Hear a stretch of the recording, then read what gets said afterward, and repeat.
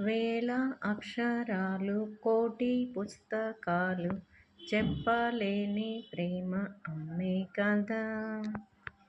అందం లేని సొంతం పంతం లేని బంధం స్వార్థం లేని రూపం అమ్మే కదా. వేల అక్షరాలు కోటి పుస్తకాలు చెప్పలేని ప్రేమ అమ్మే కదా. అంతం లేని సొంతం పంతం లేని బంధం స్వార్థం లేని రూపం అమ్మే కదా.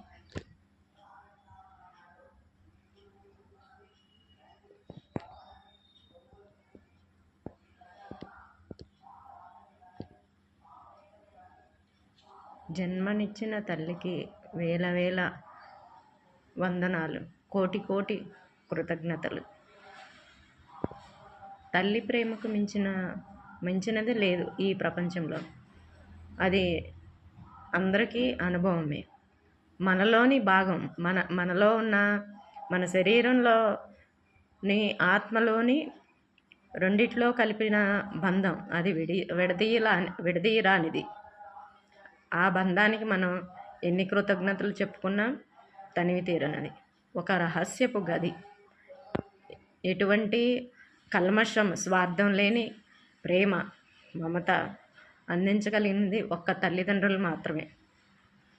తల్లికి మించిన స్నేహితురాలు, తల్లికి మించిన బంధం నీకు ఈ ప్రపంచంలో ఎక్కడ ఎతికినా నీకు కానరాదు. ఇదంతా మా అమ్మకి సొంతం, అందరమ్మలకి అంకితం. నిజమైన మాతృత్వం అంటే ప్రతి ఒక్క బిడ్డ కూడా తన బిడ్డే అనుకుంటుంది. అటువంటి ఇది తన మాతృత్వంలోనే గ్రహించలేని తల్లి కానే కాదు.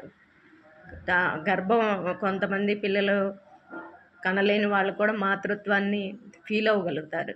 అది నిజమైన మాతృత్వం. పిల్లలు ఉన్నా సరే నా పిల్లలు నీ పిల్లలని కల్మిషం చూపించే తల్లే కాదు. ప్రతి ఒక్కళ్ళ దగ్గర నుంచి ప్రేమ పొందగలగాలి, ప్రేమ తీసుకోవాలి, ఇవ్వాలి. అదే అసలైన నిజమైన తల్లి ప్రేమ.